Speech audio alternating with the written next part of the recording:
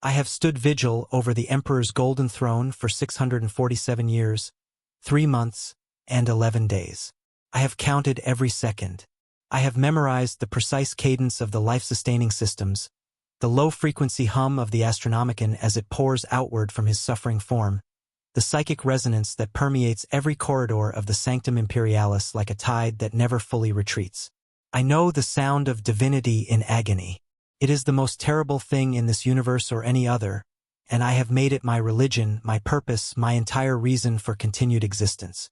My name is Epistolarius Vorhen Kale. I am a custodian of the Legio Custodes, though that title no longer fully captures what I have become in these centuries of silent observation. I am something older than that designation now, something that has watched too long and understood too much.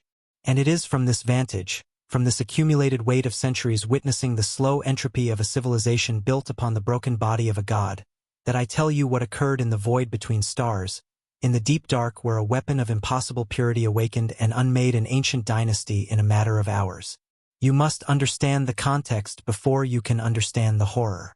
The Grey Knights are not soldiers in any sense that the word should be permitted to carry. They are not men elevated to purpose. They are purpose given the fragile architecture of men. Created from the genetic inheritance of the Emperor himself, or so the whispers within the sanctum claim, whispers I have neither confirmed nor denied in 6 centuries. They exist at the absolute terminus of human potential, the furthest point the species has ever reached and will likely ever reach. Each one of them is a weapon so refined, so precisely forged for a singular function, that they have ceased to be individuals in the way that most living things understand individuality. They are instruments of annihilation against the entities of the warp, against the demons that claw at the membrane of reality with fingers made of screaming souls, against the corruption that seeps through the cracks in the material universe like black water through fractured stone. They were made for this. They were made for nothing else. And within the rigid taxonomy of threats that a Grey Knight is trained, engineered, to assess and neutralize, very little space exists for ambiguity. I did not know, when I received the fragmentary reports from the Segmentum Tempestus Relay Station 17, that what I was reading would eventually constitute the most significant unsanctioned engagement of a single Grey Knight operative in the past 300 years. The reports came in fragments, as reports from the deep dark always do, corrupted by distance and the unreliability of astropathic channels and the simple mechanical degradation of Vox transceivers operating at the edge of their operational parameters. What I pieced together in those first hours was this: a tomb world designation tesseract signal by imperial cartographers had initiated a purge protocol.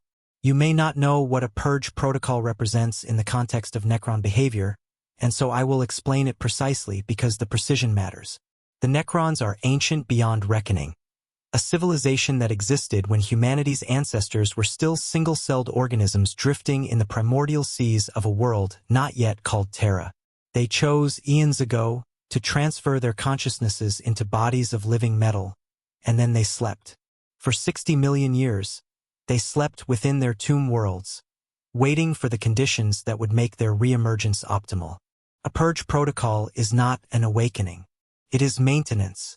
It is the equivalent of a biological organism's immune system activating in response to a perceived intrusion, automated, hierarchical, indifferent.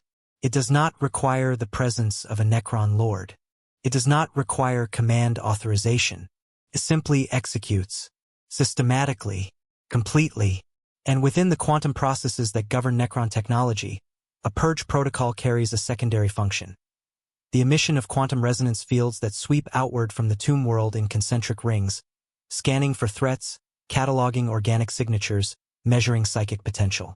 This is where the catastrophic miscalculation occurred. The tomb world tesseract signal had been dormant for approximately 11 million years. Its systems were ancient, operating on protocols designed before the Necrons fully understood what the warp was or what it would eventually produce. The quantum resonance emission that accompanied the purge protocol was not calibrated for the current state of the galaxy. It did not account for the psychic landscape that had developed in the 60 million years of the Necron's sleep. It did not account for the warp's increased volatility. It did not, critically, account for what happens when a sufficiently powerful psychic resonance field makes contact with a certain category of sealed stasis container. The container had been placed in the silent zone of the system's outer asteroid belt 120 years prior. It bore the seals of the Ordo Malleus. It bore the sigils of Titan.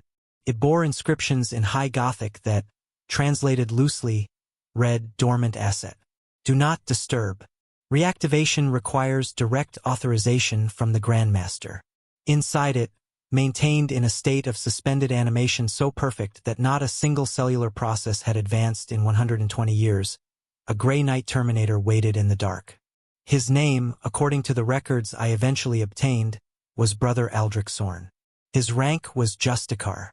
His specialization, insofar as any Grey Knight can be said to specialize beyond the destruction of the demonic, was purification, the systematic cleansing of locations contaminated by warp influence, the sealing of breaches, the rendering of corrupted space safe for habitation or interment.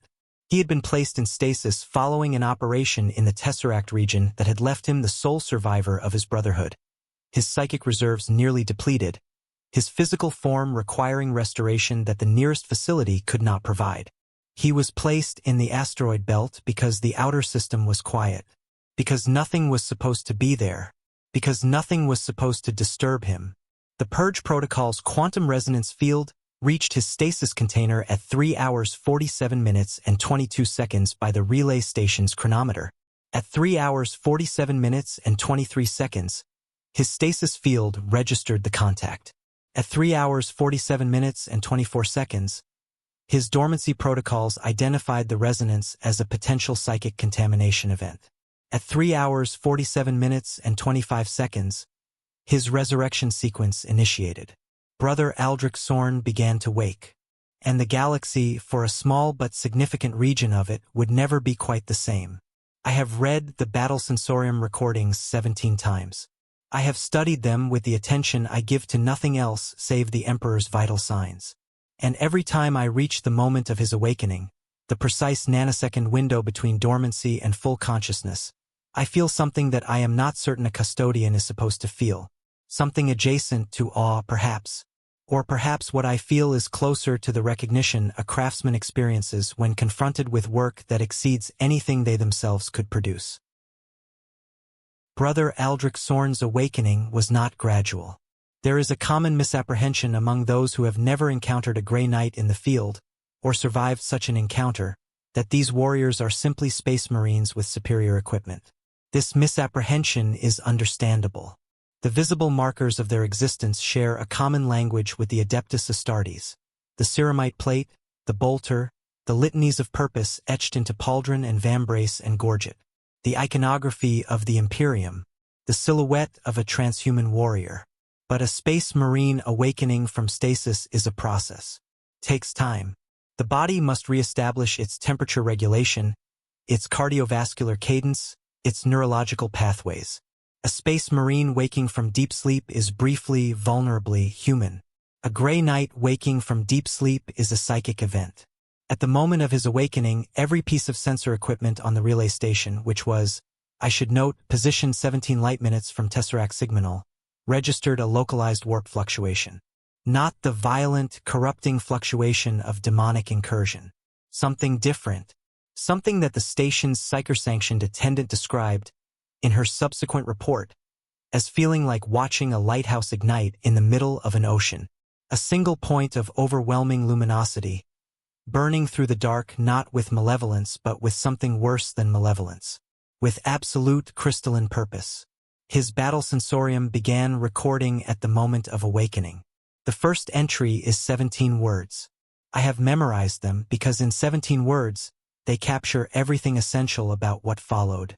Awakening confirmed. Psychic resonance detected. Origin. Etheric null technology. Classification. Solus Xenos mechanism. Threat assessment. Active. Response. Immediate. There was no period of confusion.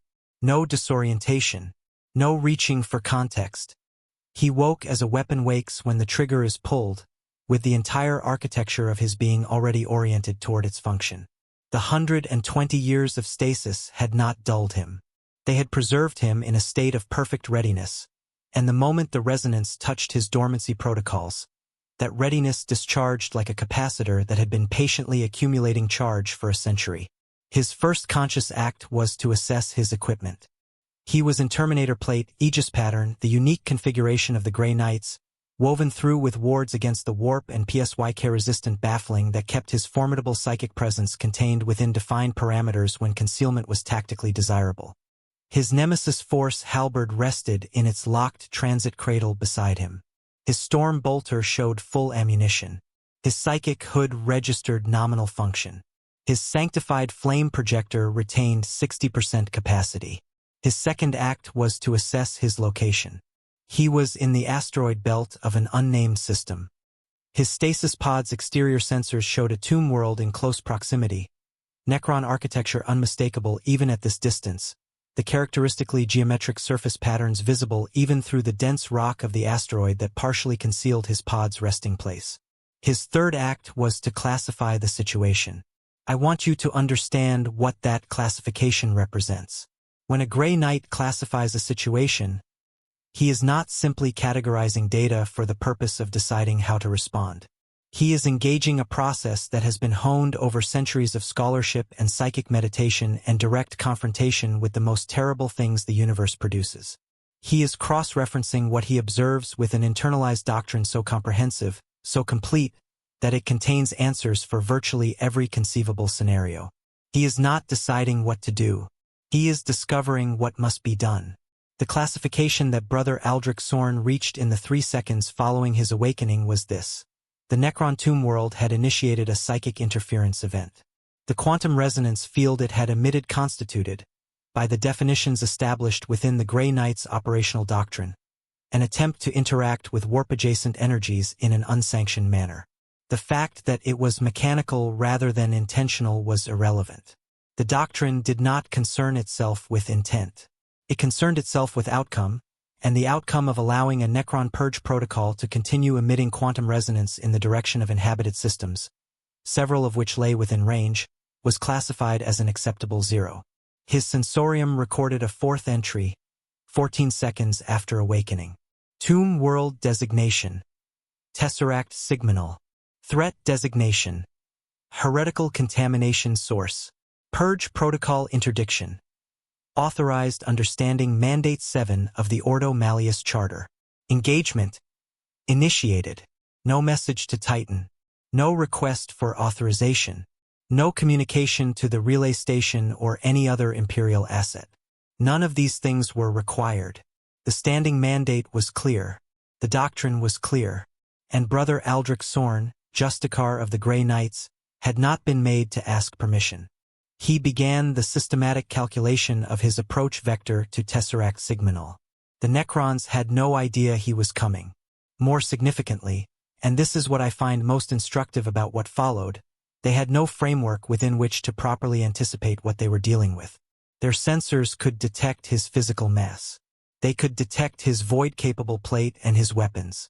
What they could not detect, what their 60-million-year-old instruments had no category for, was the quality of the mind now turned toward them. The discipline, the doctrine, the absolute, fractureless certainty of a being whose entire existence had been dedicated to the art of purification. The Necrons had awakened a weapon. They had done so carelessly, incidentally, without awareness or intent. They had disturbed something sleeping and assumed, based on the limitations of their ancient analytical frameworks, that the response time would grant them ample operational window. They were wrong in ways that their civilizational sophistication had never prepared them to be. The Necron command hierarchy of Tesseract Sigminal was not, by any reasonable measure, unprepared for resistance. I want to be precise about this because it would be easy and wrong to characterize what followed as the inevitable victory of righteousness over complacency. The Necrons of this tomb world were not dormant. The Purge Protocol had not activated from a state of complete unconsciousness. The dynasty's command structure had been in a state of partial awakening for approximately 300 years prior to the events I am describing, a slow reactivation driven by the increasing frequency of organic incursions into the outer system. They had defensive doctrine. They had operational experience. They had the accumulated tactical wisdom of a civilization that had prosecuted warfare across hundreds of thousands of worlds during an epoch when humanity was still learning to shape tools from stone. The overlord of Tesseract Sigmanul, whom the subsequent analysis tentatively designated as Ferric Consort Zarathek of the Sotek affiliation, had already responded to 17 organic incursions in the preceding century. Raiders, salvagers, a rogue trader expedition that had made the catastrophic error of attempting to breach the tomb's outer seal. All 17 had been neutralized with characteristic Necron efficiency. Rapid deployment of warrior constructs, systematic elimination of organic threats, harvest of genetic material for cataloging purposes, withdrawal. The tomb's defenders had performed precisely as designed in each instance. The critical failure was not in their combat capability. It was in their assessment framework. When Zarathek's analytical subroutines detected the single approaching contact from the asteroid belt, the initial classification was unremarkable. Organic, void-capable, single unit, approximately equivalent in mass signature to a heavily armored space marine or equivalent tier of human military asset. The response time assessment, the calculation of how long it would take this detected threat to reach the tomb's defensive perimeter and what intervention would be required to neutralize it, was conducted according to standard Necron doctrine, calibrated to the 17 preceding engagements. The assessment concluded that the approaching contact represented a threat requiring standard Tier 3 defensive response. 3 phalanxes of Necron warriors, 2 immortal support units, a Doomsday Ark positioned to provide long-range fire suppression. Standard deployment time, 6 minutes. Anticipated engagement duration against a single heavily armored organic unit, 2 to 4 minutes. Total operational overhead, manageable. Priority, secondary, below the ongoing Purge Protocol's maintenance requirements. Zarathek authorized the standard response and returned primary processing focus to the Purge Protocol. This was the error. This was the exact, specific, irrecoverable error. The problem was not insufficient resources. The problem was that Zarathek's analytical framework, however sophisticated in absolute terms, contained a gap. A blind spot carved by 60 million years of absence from the galaxy's development. The Necrons had left for their long sleep before the Emperor of Mankind had walked among his people. They had left before the Horus Heresy, before the founding of the Order's Militant, before the establishment of Titan and the experiments conducted within its sealed chambers, the experiments that produced the Grey Knights. Their catalog of human military capability was comprehensive but ancient, and it had not been updated to account for what was approaching their perimeter. Brother Aldrich Sorn crossed into their sensor range at 4 hours 12 minutes and 8 seconds. By this point, he had been awake for 24 minutes and 43 seconds. He had used that time to conduct what his sensorium logged as a complete tactical assessment, a prayer cycle of 47 minutes compressed into the enhanced processing capacity of a Grey Knight's PSYK modified cognition, a review of all available intelligence on Necron purge protocols, and a final sanctification of his weapons, the ritualistic procedures that aligned the psychic resonance of his nemesis force halberd with his own psychic signature, making it an extension of his will rather than merely a tool. When he crossed into their sensor range, his Aegis pattern plate was broadcasting a psychic suppression field on narrow beam focus. This is not a capability that standard space marine equipment possesses. The psychic suppression field did not make him invisible to physical sensors. It suppressed the warp resonance that his presence generated, the luminous psychic signature that had registered on the relay station's instruments at the moment of his awakening. He had folded it inward, compressed it, contained it behind walls of disciplined will that left his physical signature unremarkable. The Necron sensors saw a single approaching contact. Heavily armored, void-capable, single unit. Their assessment did not change. He reached the defensive perimeter at 4 hours 23 minutes and 51 seconds. The 3 phalanxes of Necron warriors were in position. The immortal support units had taken elevation. The Doomsday Ark's cannon was aligned to his projected approach vector. He did not approach on his projected approach vector. The sensorium record shows what happened in the next 6 minutes with a precision that I have found, in 17 readings, to be simultaneously instructive and deeply unsettling. Not because what he did was wrong, Not because it was excessive, but because of how quiet it was, how methodical, how utterly devoid of the chaos and contingency that characterize most military engagements. He came from beneath the tomb's outer sensor grid, navigating through a geological formation that the Necron sensors treated as solid rock, because to most instruments it was solid rock. To a gray knight in Terminator plate, moving with a patience that had been cultivated across centuries, it was a path. A slow path requiring 6 minutes of careful movement through the tight formation, but a path nonetheless. The first the Necron warriors knew of his precise location was when his nemesis force halberd, crackling with the focused psychic energy of a mind that had spent a century being preserved at peak readiness, emerged from the geological formation directly within the first phalanx's formation perimeter. He did not announce himself. He did not issue warning or demand or quarter.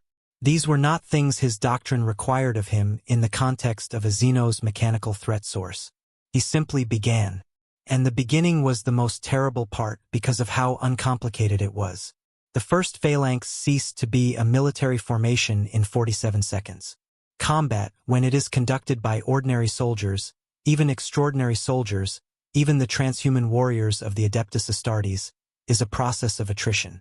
It involves uncertainty, contingency, the constant negotiation between intent and the chaotic resistance of an adversary who also possesses will, experience, and the capacity for adaptive response. Even the most skilled combatant operates within a margin of the unknowable, that irreducible space where outcomes remain genuinely uncertain until they are decided. I tell you this because it is important that you understand what made Brother Aldrich Sorn's engagement of Tesseract Sigminal different. Different not merely in degree but in kind. Not simply more effective than ordinary combat, but operating according to a fundamentally distinct logic. He did not fight the Necrons. He processed them. There is a distinction, and the distinction matters enormously. The Necron warrior is not a thinking creature in the way that the word thinking is usually meant. It operates on sophisticated combat protocols, reactive and adaptive within the parameters of its programming, capable of coordinating with other units, capable of flanking and fire suppression and the employment of tactical cover. It is, by any reasonable military assessment, a formidable combatant. Its living metal body repairs damage in real time. Its Gauss weapon unmakes matter at the molecular level. It has been fighting wars since before the first human city rose from the dust of ancient Earth. Against a Grey Knight Justicar in full Terminator plate, with his nemesis weapon singing at resonance frequency with his psychic will, the Necron warrior's formidability was an irrelevant consideration. Not because it lacked capability, because the gap between their respective positions in the hierarchy of lethality was too vast to be bridged by tactical adaptation alone. He moved through the first phalanx in a single, continuous arc of motion. His nemesis force halberd did not merely cut through the living metal of the warriors, it disrupted it. The psychic energy that poured through the weapon at his direction interfaced with the quantum processes that maintained the warriors' cohesion, and the interface was not neutral. It was actively hostile to those processes at a fundamental level, in the way that extreme cold is hostile to liquid water, in the way that high pressure is hostile to fragile shells. The living metal did not simply break. It was unmade, its quantum coherence scattered, the reassembly protocols that would normally drag scattered components back toward reconstitution finding nothing coherent to reconstitute around. 12 warriors. 47 seconds. His sensorium recorded no pause between the completion of the first phalanx and his movement toward the immortal support units. No assessment. No recalibration. His doctrine had assessed the threat matrix before he entered the tomb's perimeter, and it had not changed sufficiently to require reassessment. He simply continued. The immortal units were more capable than the warriors. Their combat protocols were more sophisticated, their weapons more powerful, their tactical flexibility greater. They recognized the threat faster, adapted their positions faster, brought their fire to bear with greater accuracy. He took 2 direct hits from Gauss blasters before he reached the second unit, impacts that registered as critical alerts on a standard Space Marine's pain systems that would have dropped a lesser warrior that carved visible channels in the ceramite of his pauldrons. He did not slow. The Aegis plate absorbed what it could. His Terminator plate's thickness absorbed more. And the remainder, the pain, the tissue trauma, The cascade of alarm signals from his body's physiological monitors were processed, categorized, and placed into a carefully managed queue by a mind that had been trained to treat its own biological distress as data rather than experience. The pain existed. He registered it. He did not permit it to alter his course. The immortal units fell in 4 minutes and 11 seconds. The Doomsday Ark was the tactical difficulty he had anticipated. It was a formidable weapon system, a vehicle rather than a bipedal construct, positioned at range, its cannon capable of delivering annihilating fire at distances that negated most conventional close-quarters advantages. In a standard military engagement, a single infantry unit, even a transhuman infantry unit, would not charge a Doomsday Ark across open ground. The math was simply wrong. The cannon would deliver lethal fire before any infantry unit could cross the intervening distance. He did not cross the intervening distance in the way the math required. What followed, I have read in the sensorium records and have discussed with a single colleague, another custodian who has spent considerable time studying Grey Knight operational doctrine, and neither of us can fully account for the mechanism by which it occurred. His sensorium recorded a psychic discharge of approximately 17 terawatts equivalent energy, compressed into a single focused beam, precisely targeted at the Doomsday Ark's quantum power coupling. The discharge lasted 0.3 seconds. The Doomsday Ark's cannon fired once. The beam carved through the exterior of the asteroid formation 37 meters to Brother Sorn's left. Then the quantum power coupling failed in a cascade failure mode, and the Doomsday Ark ceased to function. 8 minutes and 2 seconds had elapsed since the beginning of the engagement. All 3 phalanxes of warriors, both immortal support units, and the Doomsday Ark had been neutralized. The outer defensive perimeter of Tesseract Sigma-Null was gone. In Zarathek's command node, deep within the tomb, the analytical subroutines that had classified the approaching contact as a Tier 3 threat were now processing a series of data inputs that did not map coherently onto any threat category within the Necron command architecture's extensive catalog. The contact was still single. It was still, in the most literal physical sense, one unit. But the outer perimeter had been eliminated in a time frame that the analytical framework had no precedent for. The revised threat assessment was still being calculated when Brother Aldrich Sorn entered the tomb. The interior of Tesseract Sigma-Null was vast in the way that only things built by civilizations of incomprehensible antiquity can be vast. Not merely large, dimensional. The corridors were carved from a black stone that was not stone, threaded through with veins of a material that pulsed with slow, regular bioluminescence in a color that sat just at the edge of the visible spectrum.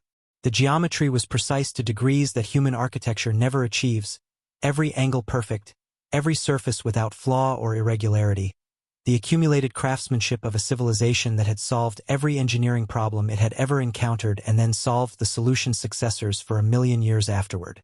Brother Sorn's sensorium catalogued it methodically as he moved. He was not indifferent to it. His records show no aesthetic appreciation. Grey Knights do not record aesthetic appreciation, or if they do, the records are not transmitted in standard sensorium format. But his threat assessment protocols were engaged with every visual, acoustic, and psychic datum the architecture offered. The bioluminescent veins. The microvibrations in the stone that indicated the movement of heavy constructs at some distance. The quantum resonance signature emanating from multiple points within the tomb's deeper structure. The continued operation of the Purge protocol his awakening had classified as the primary threat. He had not entered the tomb to defeat its garrison. He had entered to terminate the Purge protocol. This distinction shaped every decision he made in the corridors. A less experienced warrior, confronted with the scale of what lay within Tesseract Sigma-Null, might have been deterred. The tomb's full garrison, still in various stages of reactivation from their deep sleep, represented thousands of individual combat units, hundreds of Necron warriors, dozens of immortals, heavy constructs of categories whose full combat parameters Brother Sorn could not definitively assess from external sensor data alone. The intelligence dossier he carried in his sensorium was comprehensive by imperial standards and radically incomplete by the standards of what he was actually facing. He did not find this deterring.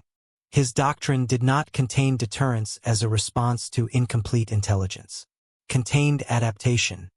He moved through the corridor system with a methodical precision that his sensorium recorded at an average pace of 4.2 meters per second, faster than a standard human sprint, slower than his maximum movement capability in Terminator Plate, calibrated to the optimal balance between speed and the tactical attention required to navigate the tomb without triggering unnecessary engagement. He was not hiding. He was choosing his engagements. There is a distinction. The first contact within the tomb interior occurred at the junction of what the Necrons' internal architecture would have designated as Tertiary Access Corridor 7 and the primary descent shaft to the lower tomb chambers. The presence of art in the threat source did not alter its classification garrison sweep protocols. Rounded the corridor junction at 4 hours 41 minutes and 17 seconds and encountered Brother Aldrich Sorn walking directly toward them. His sensorium records the exchange in its entirety. Took 11 seconds. He did not alter his pace. He did not take cover or attempt to outmaneuver the patrol. He simply continued forward, his Nemesis Force halberd rising to engagement position, and the patrol ceased to function before any member of it could transmit a location report to the tomb's command architecture. This was deliberate. He had assessed the Necron communication protocols from external sensor data and understood that the standard warrior construct transmitted location data on a regular update cycle rather than continuously. By eliminating the patrol before the cycle completed, he suppressed the location data. The command architecture knew there was a threat within the tomb. It did not know precisely where. The second contact was different in character. A Necron cryptek, a technician caste construct, its anatomy distinguished by the tools incorporated into its form, its processing capacity superior to a standard warrior, had apparently been routed to investigate the anomalous cessation of the patrol's update signals. It was accompanied by 3 Necron warriors in a close escort configuration.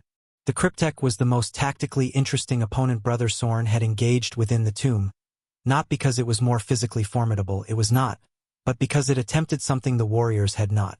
It attempted to communicate. The sensorium record shows a transmission on a frequency consistent with the cryptek's vocal projection system. The language was not Gothic. It was not any language in Brother Sorn's training. But the intent was clear enough from context. It was a query, an assessment of threat class, a request, perhaps, for identification or cessation. He did not respond. His doctrine did not require him to respond to Xeno's communication in this context, and the standing mandate under which he operated explicitly categorized the Purge Protocol and its sources as threats to be eliminated rather than negotiated with. He acknowledged the cryptek's communication in his sensorium with a brief annotation. Xeno's query detected. Response. Not applicable, and continued his approach. The cryptek, to its credit, processed his non-response correctly and immediately attempted to discharge a techno-arcane weapon system of considerable complexity. The weapon would have been catastrophic against a standard space marine. Against Brother Sorn's Aegis plate, which had been designed specifically to interact with warp-adjacent energies in a way that disrupted their function, it created a brief cascade of light that did not touch him. He neutralized the cryptek in 2 seconds. The escort in 6 more. Throughout this sequence, his progress toward the Purge Protocol source was continuous. The kills were not objectives. They were obstacles cleared in transit. And this is what I want you to understand about what made his approach so fundamentally different from anything the Necron command architecture had prepared for. Zarathek was, by the time Brother Sorn reached the tomb's secondary descent level, finally computing an accurate threat assessment. The conclusion the command architecture reached was correct but, from a purely operational standpoint, useless. The threat was singular in classification, could not be matched to any category in the existing threat catalog. The recommended response, full garrison mobilization, concentration of all available heavy constructs, shutdown of all non-essential systems to redirect quantum power to defensive operations, was the correct response.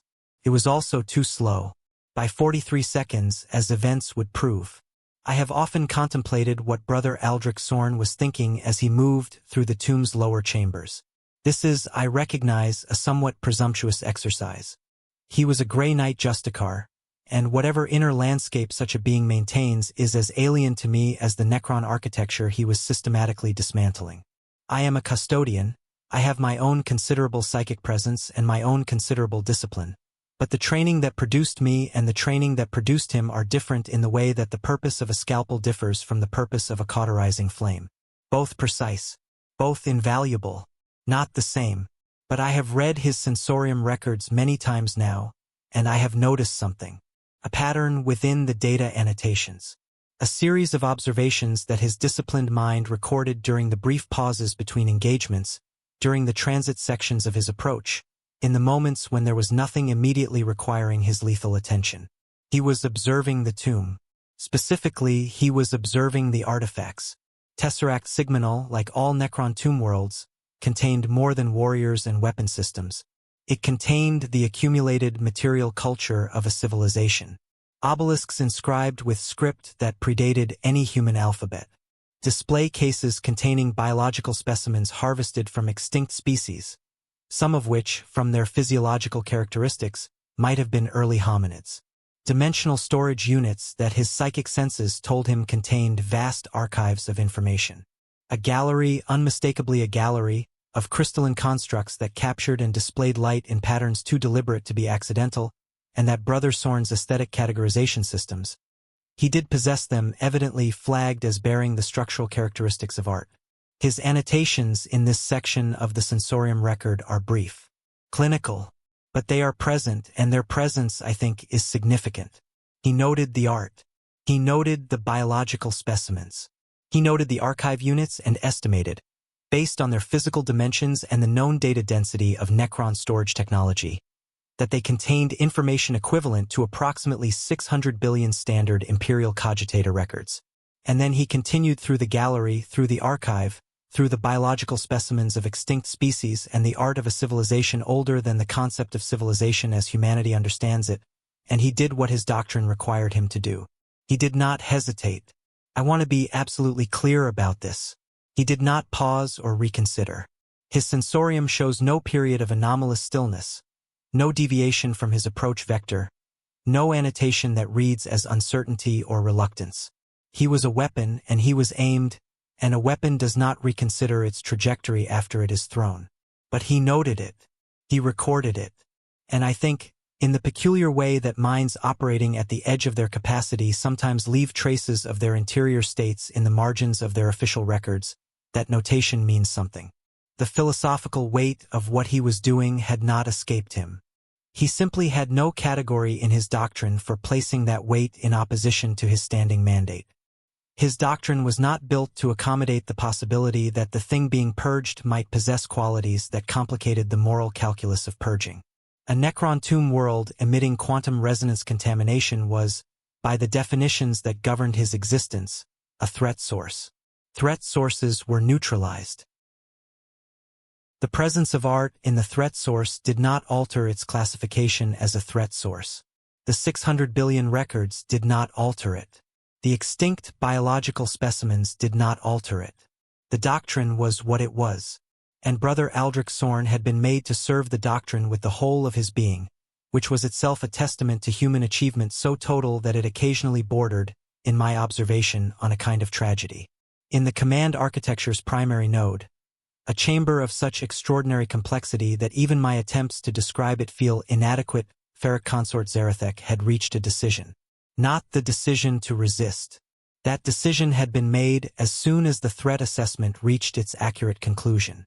The decision Zarathek had reached was a different one, and it reflects the kind of thinking that the Necron's ancient, vast consciousness is capable of in ways that human commanders rarely match.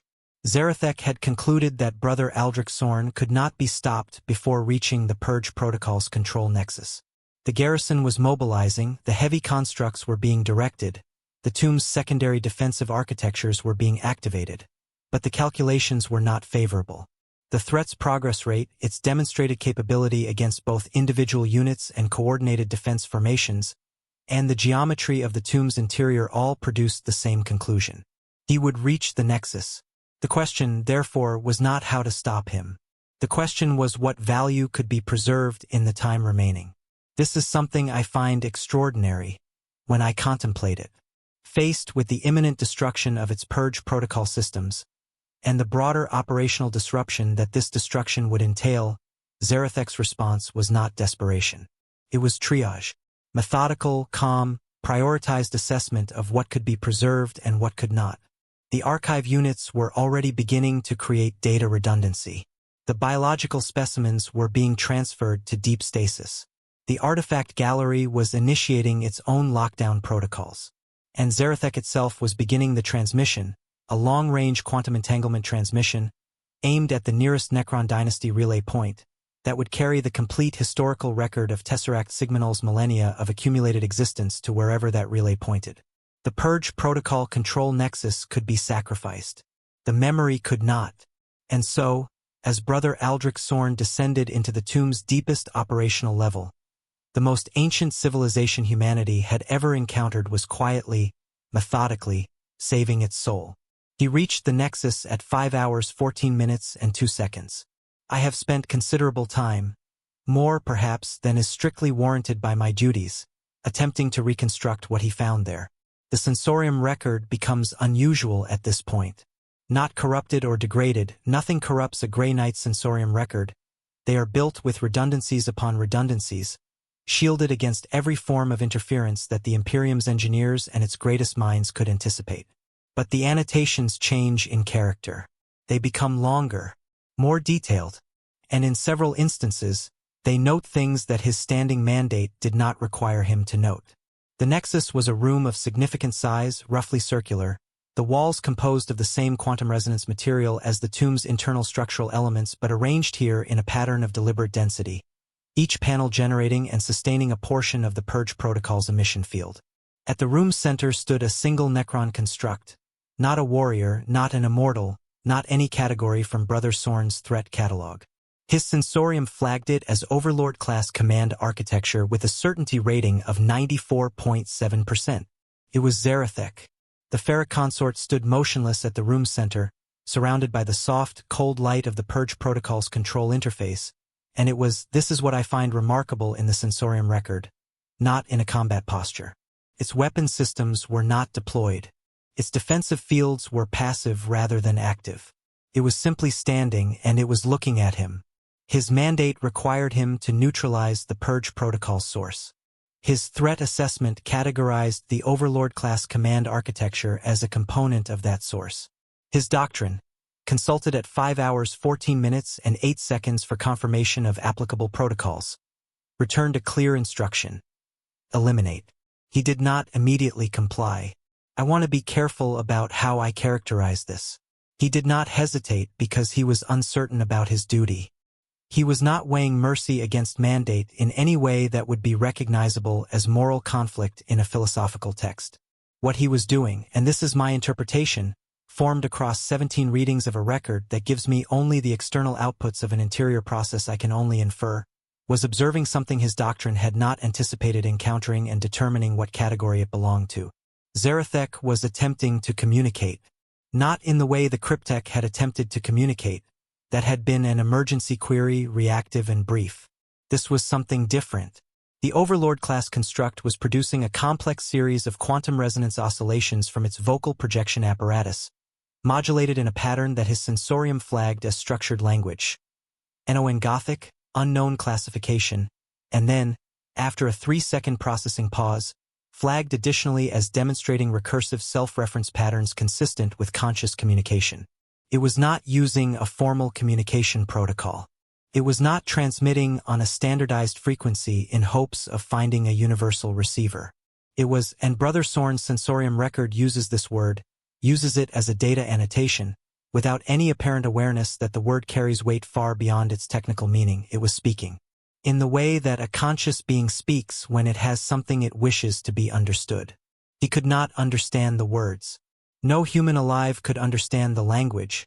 It was 60 million years older than any language humanity possesses.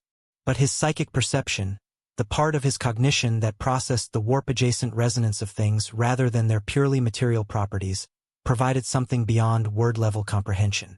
He perceived intent. What he annotated next in his sensorium record I have read so many times that I could reproduce it without reference to the document. He wrote, Overlord-class construct demonstrates purposive communication behavior. Content inaccessible. Psychic resonance assessment indicates. Not aggression. Not submission. Approximate classification. Preservation-oriented request. He stood in the Nexus for 41 seconds. 41 seconds of recorded stillness in the sensorium of a being who had not been still for a single unnecessary second in the entire preceding engagement. 41 seconds during which the Purge Protocol continued its emission, and the Overlord-class construct continued its structured oscillations, and the galaxy outside the tomb continued its 10,000-year collapse into chaos and entropy and the slow extinction of everything. And then he did something that his doctrine had not, strictly speaking, authorized him to do. He responded. Not in language. He did not possess the language. But a Grey Knight Justicar possesses psychic capabilities that vastly exceed the threshold of language, and Brother Aldrich Sorn directed a precisely focused emission of psychic energy at the Overlord-class construct. Not a weapon, not an assault, not a purification, a communication. A transmission of intent that used the medium of the warp rather than the medium of sound or light or language. What he transmitted, again by my inference from his annotations, was a question. Not a complex question. The simplest question his mandate permitted him to ask before carrying out his function. Why? Why the Purge Protocol? Why the resonance emission? Why, in the galaxy that exists now, 60 million years evolved from the galaxy these constructs had retreated from, why this action, this mechanism, this automated process that had reached into the dark and disturbed a sleeping weapon and now stood at the threshold of consequences it could not survive? Zarethek's response was 67 seconds of structured oscillation. Brother Sorn's psychic perception processed it. His sensorium annotation is the longest single entry in the record, and it reads in its entirety as follows. Construct indicates. Purge protocol initiated in response to detected biological intrusion patterns consistent with historical harvest operations. System memory indicates classification.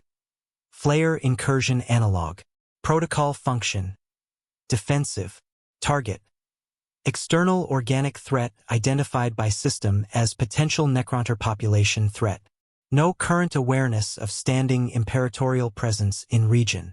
System operated on PRE isolation cartographic and tactical data. He stood for another 11 seconds after completing the annotation. Then, at 5 hours 15 minutes and 38 seconds, he destroyed the Purge Protocol's control nexus.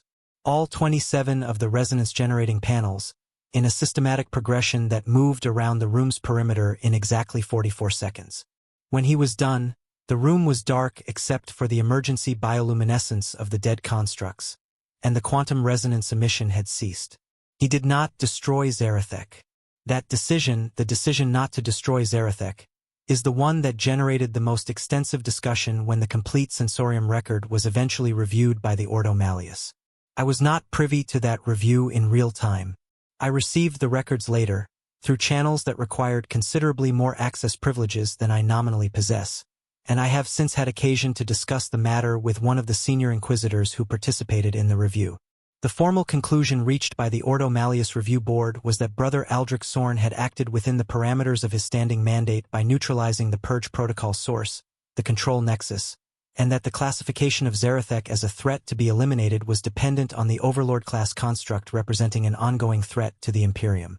With the Purge Protocol neutralized, and with the broader contextual assessment that Zarethek had not attempted to destroy or damage Brother Sorn during the confrontation in the Nexus, the immediate threat classification could be technically argued to have shifted.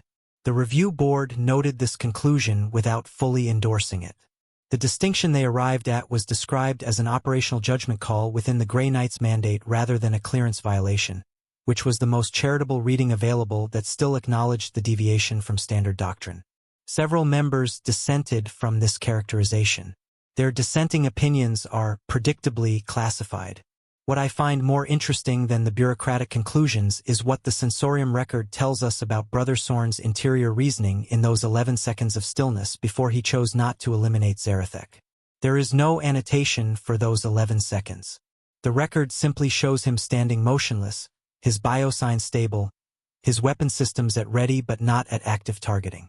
And then he moves to the first resonance panel and begins its destruction, and the Overlord-class construct does not move to interfere, and the exchange that had just occurred, that brief, psychically mediated conversation across 60 million years and an absolute gulf of species difference, settles into the record as something that defies easy categorization.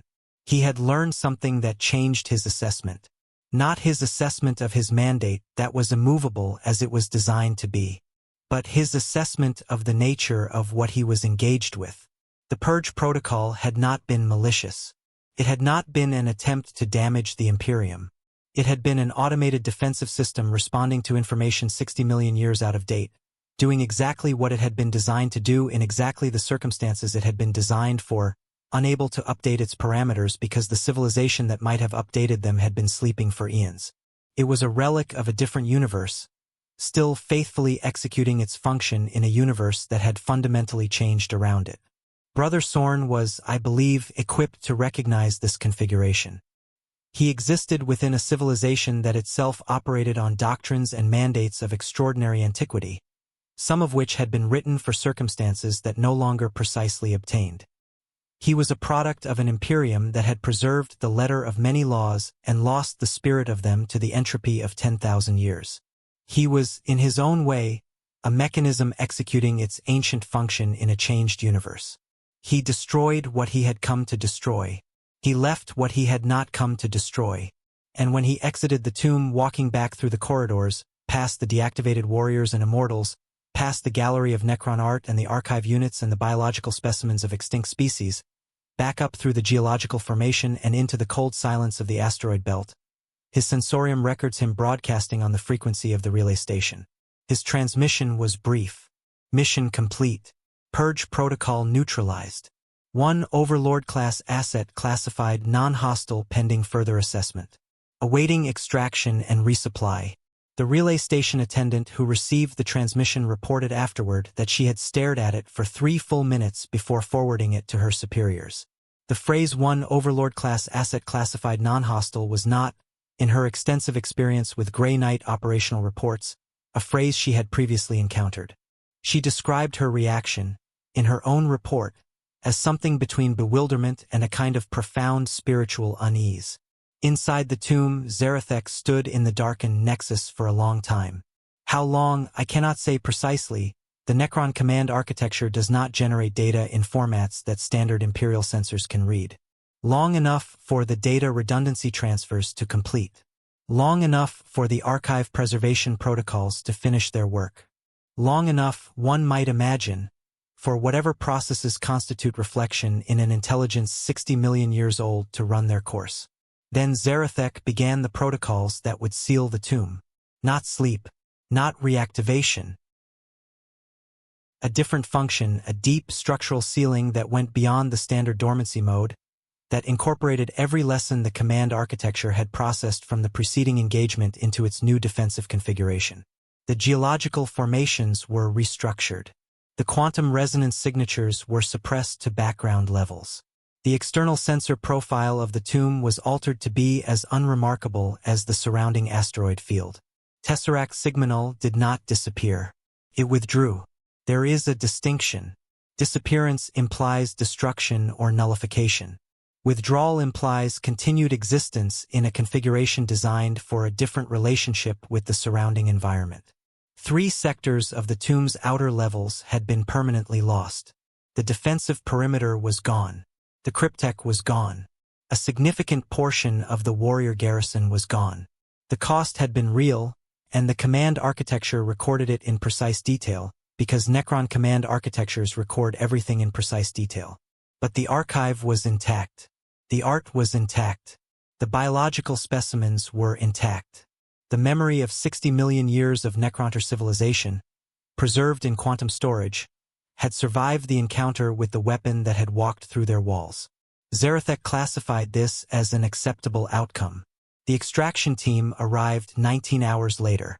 Brother Aldrich Sorn had spent those 19 hours in the asteroid belt, maintaining position in the external shadow of the geological formation he had used for approach cover, running what his sensorium records as a complete post-engagement spiritual audit. This is a standard Grey Knight protocol following major engagements. A systematic review of every action taken, every decision made, every application of psychic force, conducted for the purpose of identifying any potential warp contamination that might have occurred during close contact with hostile psychic entities or Xenos mechanisms. The audit returned negative on all standard contamination metrics. His psychic signature was clean. His warp resonance profile showed no corruption. His Aegis plate's ward inscriptions had maintained their integrity throughout the engagement, and his nemesis Force Halberd required only standard resanctification procedures rather than emergency cleansing. By every measure his doctrine provided, he was clean. The audit did not contain a category for what he had decided in the Nexus. It did not ask him to evaluate the wisdom of his restraint toward the Overlord class construct, or to assess whether that restraint had been a deviation from optimal doctrine or a legitimate exercise of operational judgment. The audit was designed to detect corruption, not to evaluate the moral texture of decisions made in the field. And so the record of what had happened in those 41 seconds of stillness, the conversation that could not technically be called a conversation, the assessment that had modified his behavior without modifying his mandate, remained outside the scope of formal review. He completed the audit and then, with 19 hours remaining before extraction, he did something his sensorium records with the same flat, clinical notation it uses for everything else, but which I have found in my 17 readings to be the most singular data point in the entire record. He prayed. Grey Knights pray as a matter of regular protocol. It is not separable from their function, the litanies, the meditations, the psychic focusing exercises that look from the outside like prayer and from the inside, I imagine, feel like something more total than what that word usually implies. I am not suggesting that his prayer was unusual in its existence. I am suggesting that the annotation he attached to it was unusual. His standard prayer records do not include content annotations. They record duration, psychic output levels, contamination metrics, the functional data. This one was different. It contained a single additional line, which reads, "Query logged for eventual theological consideration. Whether the function of purification requires the destruction of that which purifies." I have thought about this for a long time. I am still thinking about it. I am not certain it is a question that can be answered, but I am certain it is a question that a being of Brother Sorn's nature was not supposed to have occasion to ask, and the fact that he asked it, logged it formally as a theological query requiring eventual consideration, tells me something about what occurred in those 41 seconds that no amount of external data can directly provide. He had, in the course of executing his function with absolute precision and absolute effectiveness, encountered something that made him uncertain. Not uncertain about his duty. Not uncertain about his mandate or his capability or his will to continue serving the Imperium in the capacity for which he had been built. Uncertain, perhaps, about a question that sits beneath all of those things. A question about what the Imperium he served was actually for. What it meant to purify something. What it meant to be an instrument of preservation when the things you were preserving others from also had things worth preserving. The extraction team that retrieved him was led by a senior inquisitor of the Ordo Malleus. Her name is in the records I obtained. I will not repeat it here, as she is still active and has not authorized her identification in this context. She debriefed him aboard the extraction vessel during the transit to the nearest inquisitorial facility, and her written report of that debrief is the only external perspective account of Brother Sorn in the aftermath of the engagement. She described him as entirely composed, cooperative, precise in his account of events. She noted no anomalous behavior, no signs of psychological distress, no indication of the kind of warp-adjacent disturbance that sometimes manifests in Grey Knights who have undergone intense engagements. She described his account of the Nexus confrontation and the decision not to eliminate the Overlord class construct in the same clinical tone she used to describe everything else, apparently drawing no particular attention to it in real time. But in the addendum to her report, added, according to the timestamp, approximately 72 hours after the debrief concluded, she wrote a single paragraph that I have also memorized. The Justicar's decision in the Nexus presents no clear doctrinal violation and no evident contamination pathway. I find myself unable to determine whether his restraint represents an operational failing, a legitimate judgment call, or something that our existing doctrine simply does not have a category for. I recommend continued monitoring and further theological consultation before his next deployment. I also recommend that the consultation include inquiry into whether our current doctrine requires expansion to account for encounters with non-hostile Xenos intelligences of this category. I recognize that this recommendation may be considered irregular. I make it anyway. She made it anyway. And it was filed. And it was classified. And somewhere within the labyrinthine administrative architecture of the Ordo Malleus, it presumably still exists, awaiting the attention of someone with both the authority and the inclination to give it proper consideration. In the 40 years since these events, I have found no evidence that such consideration has been given. This does not surprise me. The Imperium is not, in my 6 centuries of observation, an institution that excels at giving proper consideration to questions that complicate the simple mathematics of its survival. It excels at endurance, persistence, at the grim, grinding continuation of its mission in the face of losses that would have broken any ordinary civilization 10,000 years ago. These are not small things, but they are not the same as wisdom, and the distinction, in this case, feels significant. I am writing this account because I believe it should exist somewhere, not because I think it will change anything. In 647 years of service to the Golden Throne, I have developed a fairly comprehensive understanding of the Imperium's capacity for self-examination, and I have calibrated my expectations accordingly. This account will not alter the doctrine of the Grey Knights. It will not prompt the Ordo Malleus to develop new categories for entities that exist outside its existing threat taxonomy. It will not cause anyone in a position of authority to sit quietly with the question that Brother Aldrich Sorn logged as a theological query and give it the sustained attention it deserves. But it will exist. And things that exist have a way of occasionally maturing in circumstances that their creators could not predict. The facts of the engagement are straightforward. A Necron tomb world initiated a purge protocol. The quantum resonance emissions produced by that protocol activated a dormant Grey Knight stasis pod.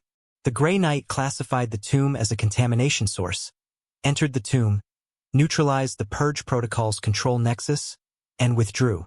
Total engagement duration, 91 minutes. Total Grey Knight casualties, 0. Total Necron casualties, significant but not numerically precise in the available records. Several outer sectors of the tomb permanently denied.